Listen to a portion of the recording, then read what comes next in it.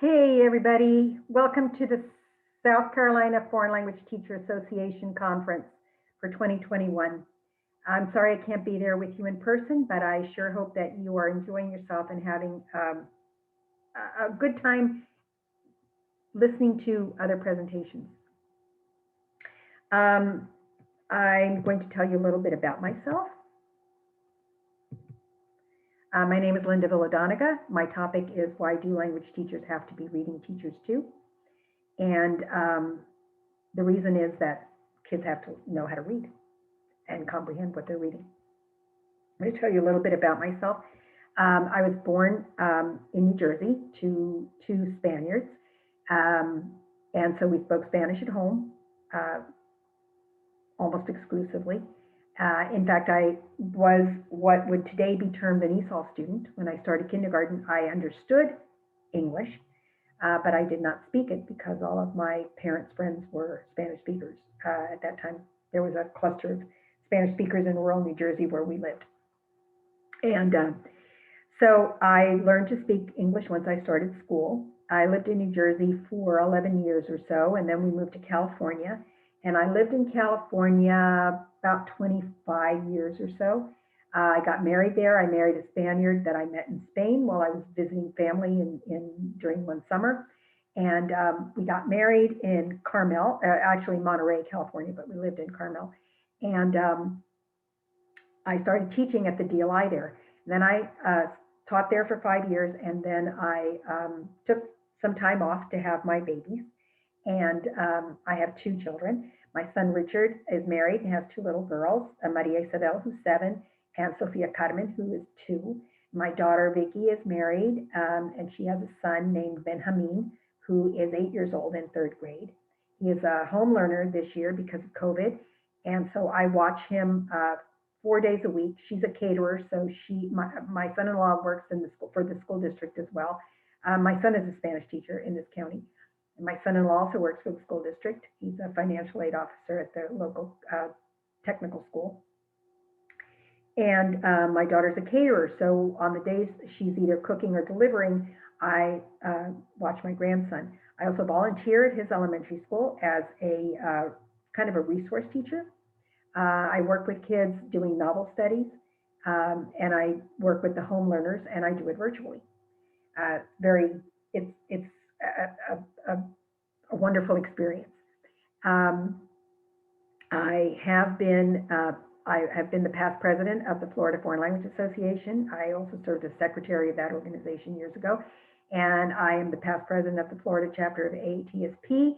I am still the conference coordinator, the editor of La Voz, which comes out, it's a newsletter that comes out weekly, and I am the poster contest coordinator for our state. Once I moved to Florida, I began teaching at the community college level, and then I started teaching at the high school level. I was doing both at the same time. And then I did that, gosh, total, I guess, about 20 years. And then I retired 8 years ago when my grandson was born. So that's a little bit about me. Now we get into the meat of the subject. These are the handouts. This is where you can find the handouts, and I would like you to pause the video so that you can download them and print them because we're going to be using them, and I want you to be able to make notes on these as we discuss them. So pause the video, go ahead and download them, print them, and then I'll meet you on the flip side. Welcome back. These are the graphic organizers that we're going to be using. Some of them you may recognize and some of them you may not. We're going to take one at a time, and I'm going to tell you how I use them. And certainly if you have any questions, jot them down and then send me an email, and I'll be happy to answer them, answer your emails, answer your questions. If you have an idea of how it could be used differently than what I'm showing you, please share that. And then when I share it, I will certainly give you credit, okay? So the first one we're going to talk about is the cooperation clock. So it looks like that, just like the picture on your screen, and how you use it. I would give it to them probably the 3rd week of school because the first 10 days They're leveling classes and kids are misplaced in the level or what have you. There's a lot of in and out. So I wait until about the third week when things have settled down, and then I give them a copy of this. And I only give them a copy once, and then after that, they're on their own to make their own graphic organizer. The way it works is, you see the clock has spokes. And so what you're going to do is the students are going to make appointments with other students. So let's say that I need a 1 o'clock appointment, and I look around the room and I see Mary, and I say, oh, I can meet with Mary at 1 o'clock. So I go over to her and say, hey, Mary, do you have a 1 o'clock appointment? She goes, no.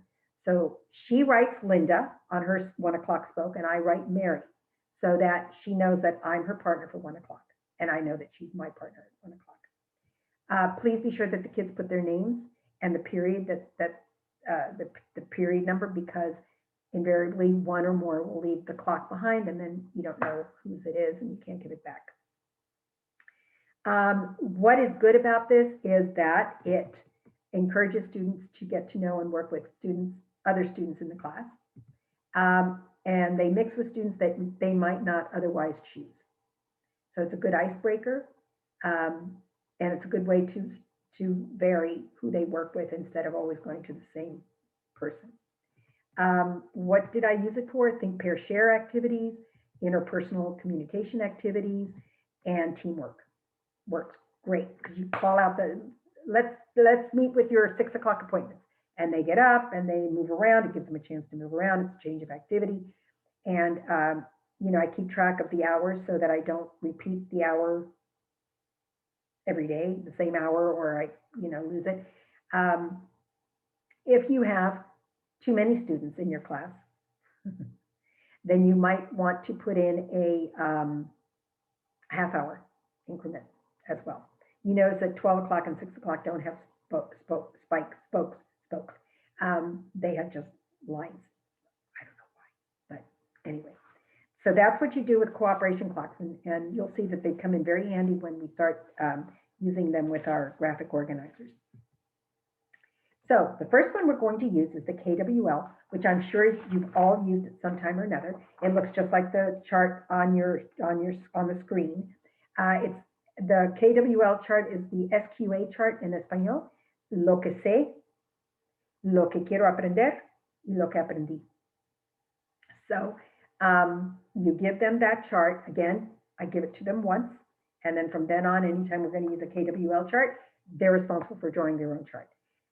Again, there's a place for their name, and it says date, but I would put period number. The article that goes along with this is la siesta. So before you give them the article, you've given them the chart, and you want them to write what they know or think they know about the traditional siesta. As they're doing that, they should also write 1 or 2 things that they wonder about la siesta. And then they do that individually. Then they get into their pairs with the cooperation clock. And then you can even go so far as to do groups of 4 or 6 by grouping, let's say, the 1 o'clock appointments together. If you have 24 kids, 24 kids in the class, that would be marvelous, wouldn't it? But let's say, for the sake of argument, you have 24 kids in the class, so you have 12 pairs, so you can divide them into 3 groups of 4. And no, is that right? 3 groups of 4. 6 groups of 4. I'm not a math teacher, obviously. And then they compare answers and fill it in. Then after that, you can get them together. It doesn't lend itself to this article, but excuse me, for another article, you could get them back together as a class and then go over what they know and what they want to learn. I wouldn't do that with this article, but it's something certainly you can do. Then you give them the article, and excuse me, I would break the article into 2 parts. The first part is the part about where each person talks about what they do during the day. And as they're reading that, again, you can do it in pairs or you can do it in groups, however you want to do it. They should be checking what they know against what they're reading. I would venture to say that the majority of kids would say, oh, it's a nap that people take, Spanish people take in the middle of the day. Well, it's not just Spanish people, it's maybe Mexicans and maybe Uruguayans and maybe Argentinians and maybe Puerto Ricans. Um, so that would be something that they learned, that it's not just in Spain, it's in other countries. And they might find the answer to something they wondered about. Does everyone take a siesta? Well, they're going to find out that no, not everyone takes a siesta. That would be the first thing. Then after that, they've discussed it, and then you can bring them back as a class, and you can talk about those four people and how they're alike and how they're different. And then go into the second part of the article, which is ¿qué es la siesta? Necesitamos la siesta en la siesta realidad o leyenda. And again, they're going to read that again in pairs or in groups, and they're going to continue adding to their KWL chart. And then again, you're going to bring them back together and find out what they've learned. You can use these articles. They are in a book titled Bitácora, which is a series of Spanish books published by Editorial Difusión with offices in Barcelona and Madrid. I presently am working with them, writing a new series called Reporteros, which should be out on the market probably next year. And they have given me permission to share these articles with you. If you use them, please be sure you give them credit. The bibliographical information is at the bottom of the reading, okay? So let's recap KWL. Teachers activate students' prior knowledge by asking them, what do you know, what do you wonder about, and what have you learned? They can do it individually or as a classroom or within small groups. The what to learn, the wonder or what they want to learn is kind of setting goals. And then you discuss what they learned as a group or as however you want. They're going to apply higher order thinking strategies because it's going to help them construct meaning from what they read. For example, in the first one, Jorge Herrera says, at noon when I leave the university, I go to the gym to practice a sport or exercise, or I run. I eat something at home, and then in the afternoon I study, but I do not sleep. So does that person take a nap? No. So not everybody takes a nap, apparently. And on with Laura Santos or Raúl Pinilla or Tomás Fernández and Teresa Suárez. So you can, they're extracting meaning from what they're reading, and they're using higher order thinking skills to do that. These are the uses of KWL that lend themselves very well to this: the Day of the Dead, quinceañeras, and then for IB, AP, or A-level topics, these are just some. You can also use it for verb tenses. What do I know about the present tense? What do I know about the past tense, the two past tenses? What do I know about indicative and subjunctive? How do I form a question? I mean, you know, there's a list of tons of things. The next one we're going to look at is the prediction chart, and it looks not like that. It's different. It's two columns. It looks like this, and it says prediction chart. And the reading that goes with that is Viajeros Gourmets. And this one has pre-reading, during reading, and after reading strategies that I would use if I were you. You might have to tweak them a little bit, but it sets the stage. So the first thing I would do is give them the reading, have them read the title, and look at the pictures. So the title says Viajeros Gourmets.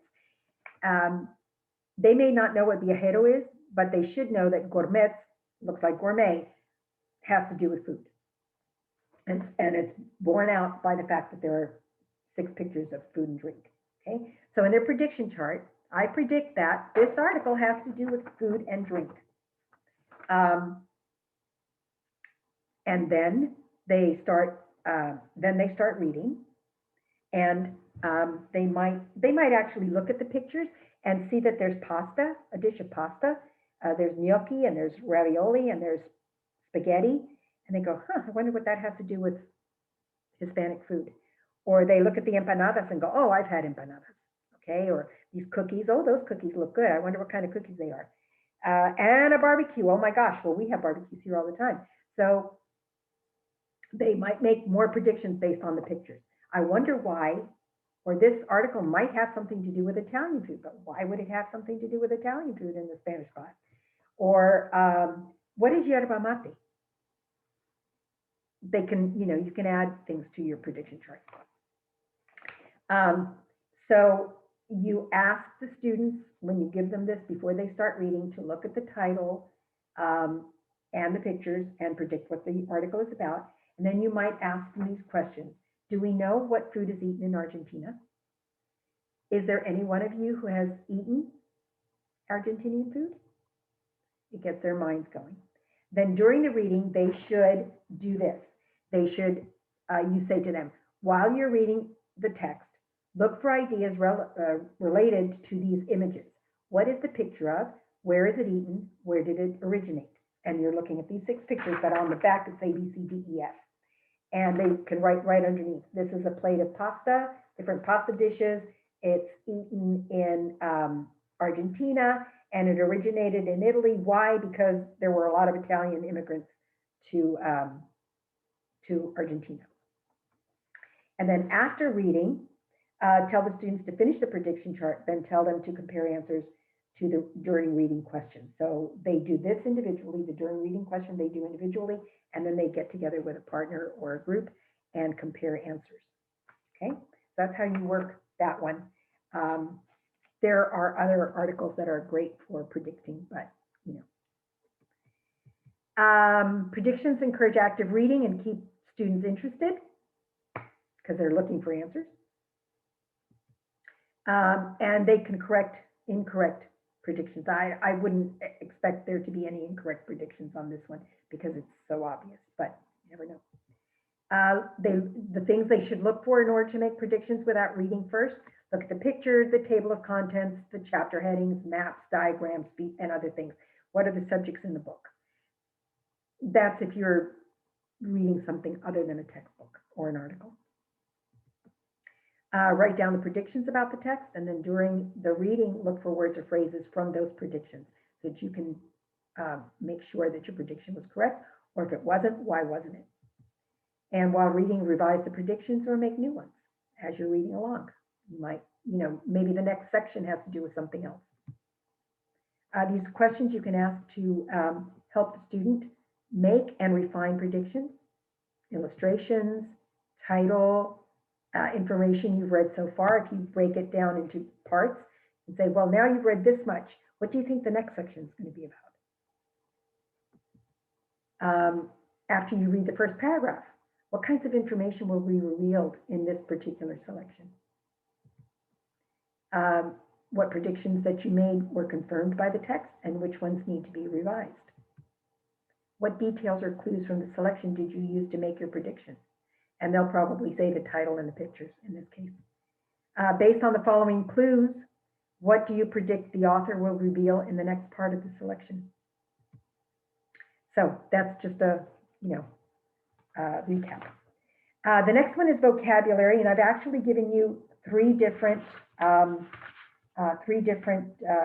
graphic organizers to use with the article titled Vives o Estresas.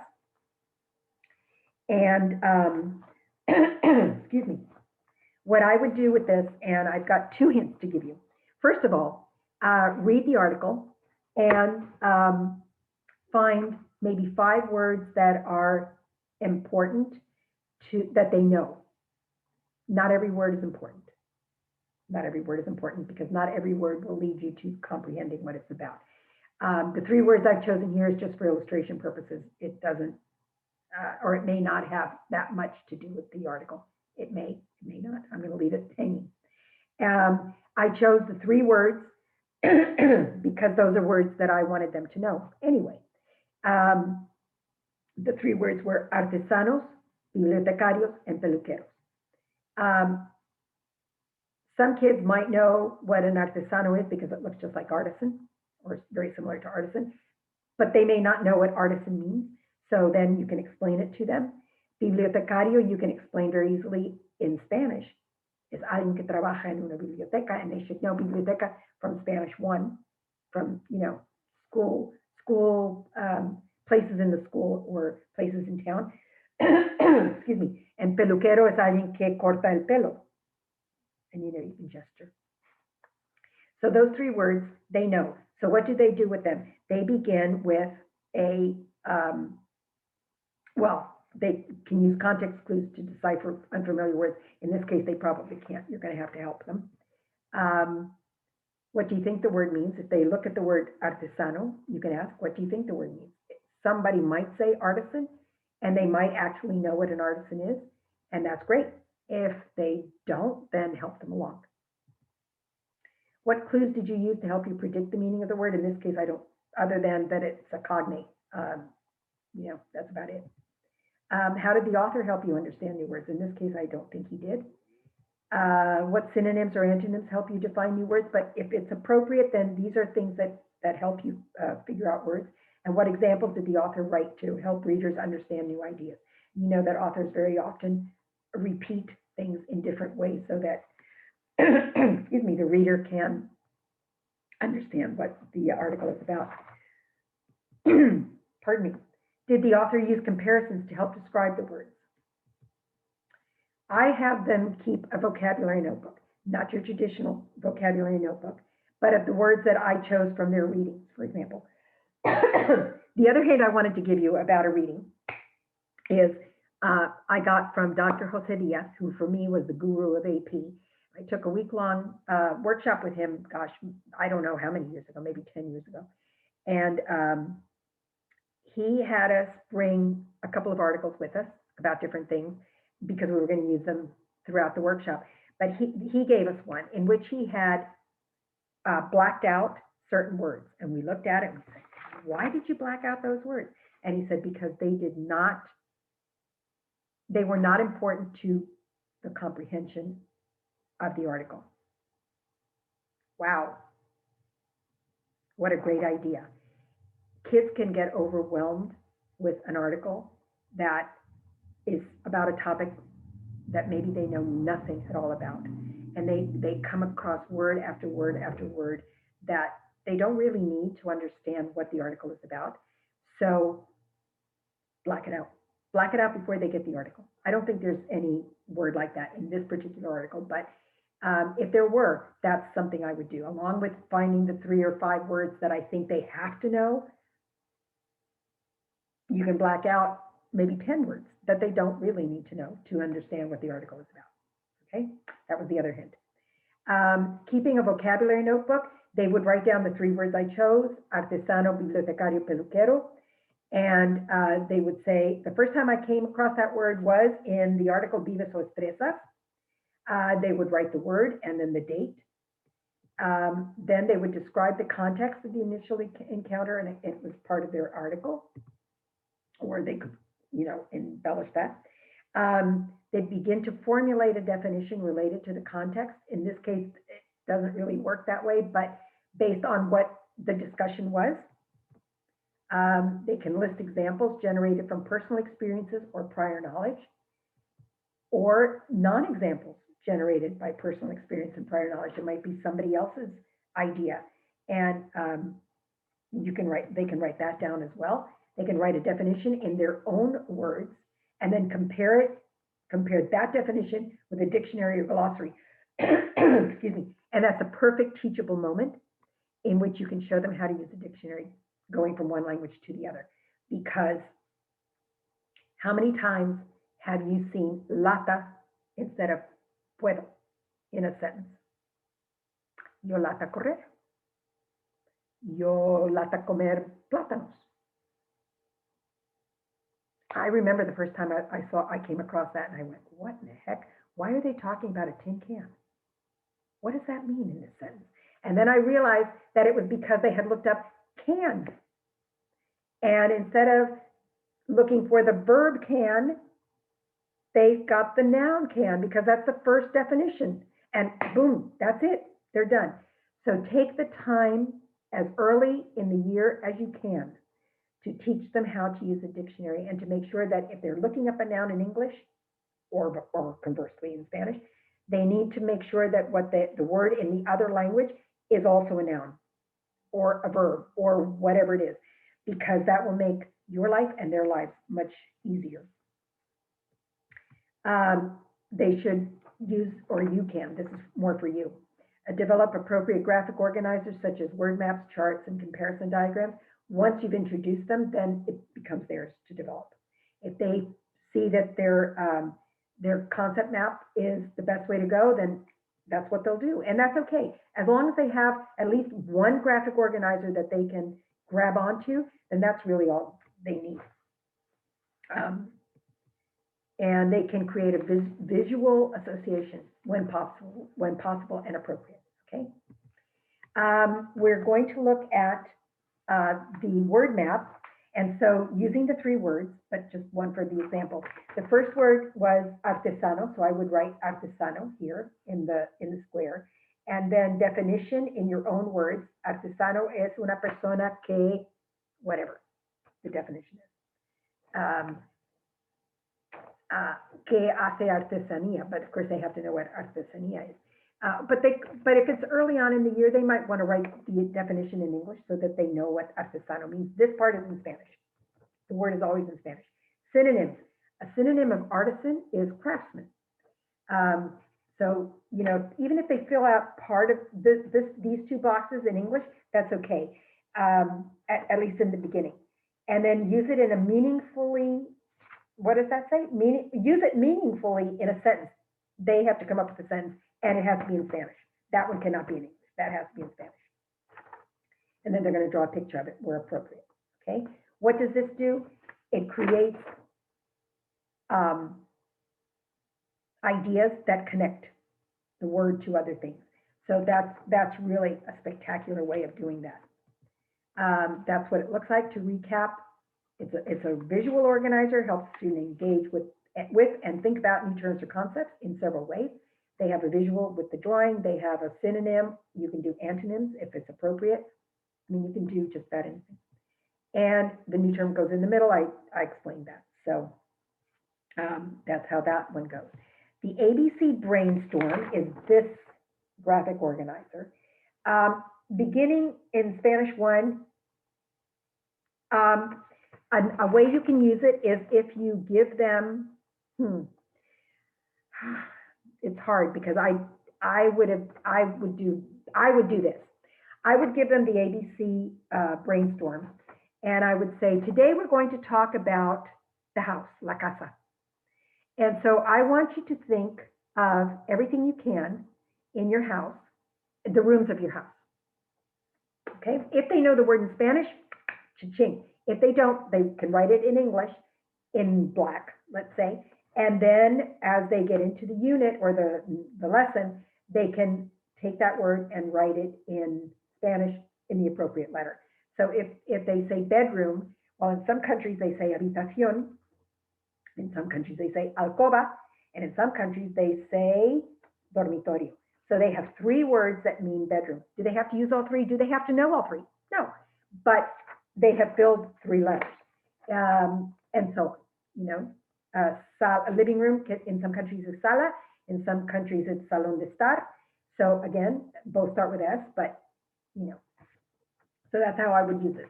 Later on, when they get to level 3, and certainly with AP, then I would expect them to brainstorm in Espanol, if it's a topic that they know a lot about.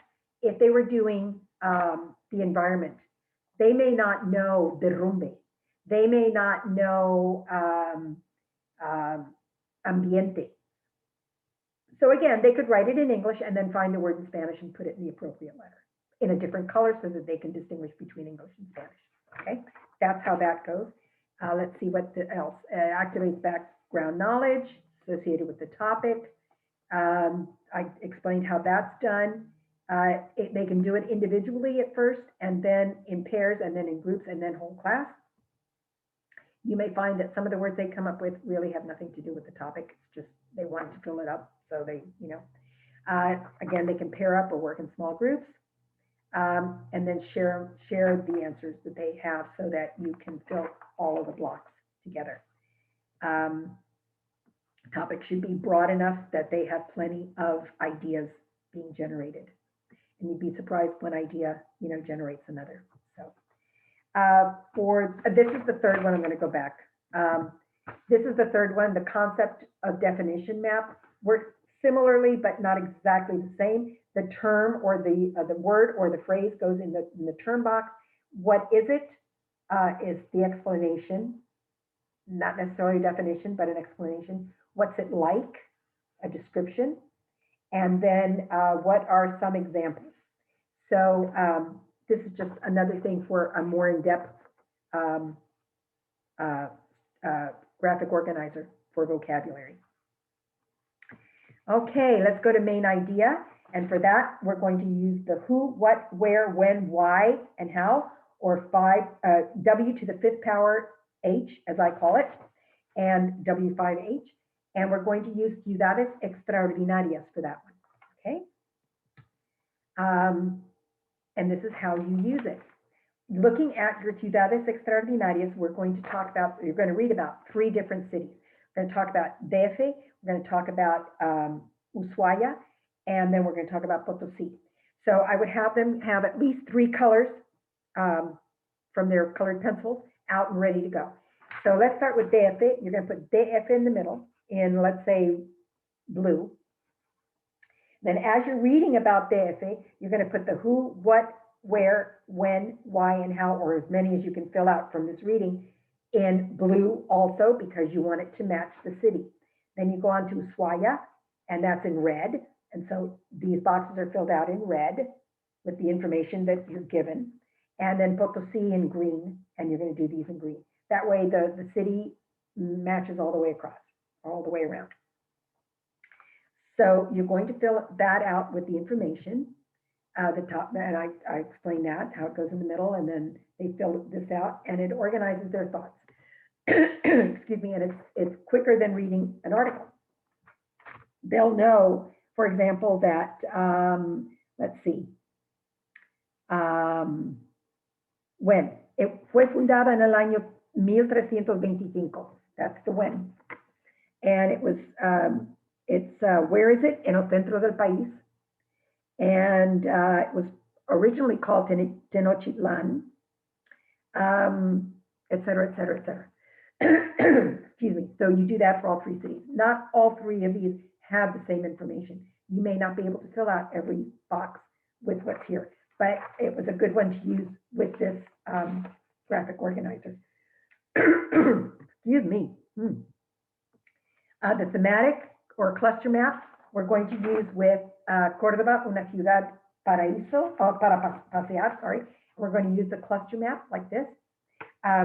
This one lends itself because Córdoba is the main topic.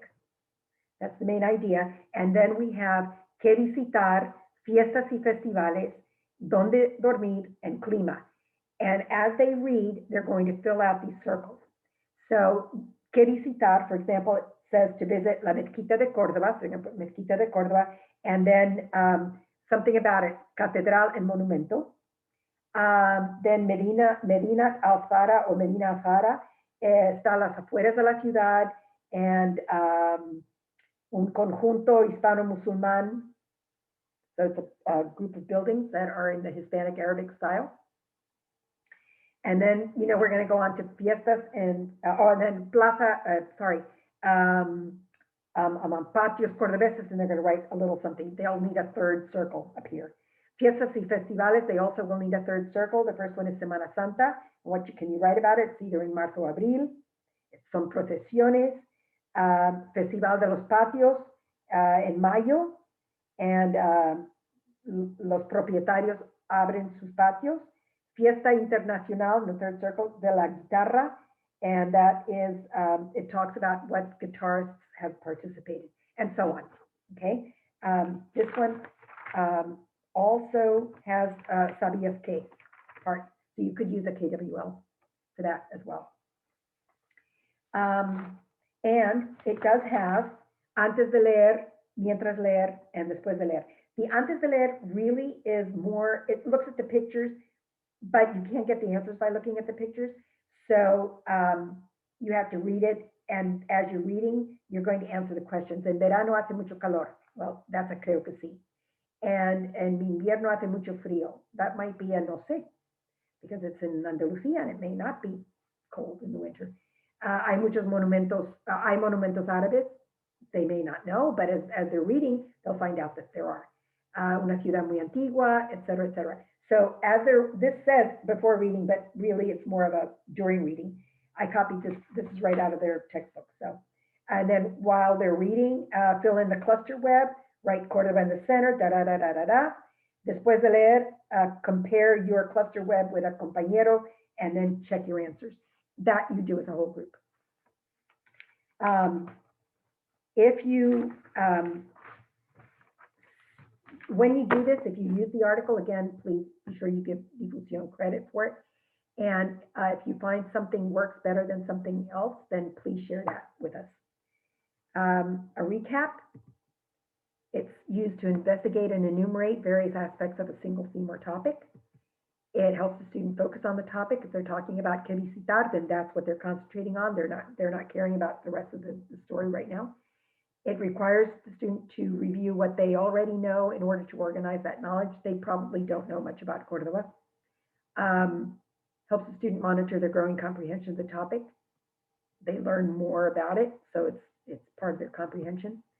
And it might help them want to learn more. So that's the cluster map. And then we go to compare and contrast. And of course, we're going to use the Venn diagram and a T-chart. The Venn diagram, everybody knows how to use that. You might also want to use one with a third circle if you're comparing and contrasting three things. It works in Spanish, it works just like in English. What do you use it for? To compare and contrast, that's the Venn diagram. That works much better for comparing and contrasting than the T-chart. However, the T-chart can be used for cause and effect or to compare two things like saber y conocer, imperfect and preterite, indicative and subjunctive. Did I say imperfect and preterite? I don't remember. Things like that. So you can use this not just for cause and effect, but to compare two things. And remember, please, when you teach them to use this for cause and effect, which is an important part of it's an AP skill, teach them the words that are important to signal cause and effect in whatever target language it is. They can learn to recognize, oh, that's going to give me a cause and effect. And that helps them a lot. And that brings us to the end. I hope you have enjoyed this presentation. I have enjoyed thoroughly giving it. I learned something new and add something new every time I give this presentation, which is about once or twice a year. And it's so much fun. I'd rather be doing this in person because there's a lot of interaction that's missing here, but maybe next year. Please check out my website, which I'm updating, in the process of updating and making a little more fun to use. I'm on Twitter, I'm on Instagram, Facebook, and Pinterest. Please check out my Pinterest boards. I have all kinds of things there for you. I do have something on graphic organizers. I do have on reading comprehension about different countries, not just Spanish-speaking countries. I have stuff on France and just a bunch of countries, and holidays and all kinds of things. So please use those. Please send me an email. Tell me what you liked, or what you didn't like, what you didn't know, what you learned. Do kind of a KWL. And I will answer you as quickly as I can. I'd like to get a group together so that we can exchange ideas, and I'll form a Google group and we can go from there. Thank you so much for choosing my session. I've loved talking to you, and hope to see you next year. Bye.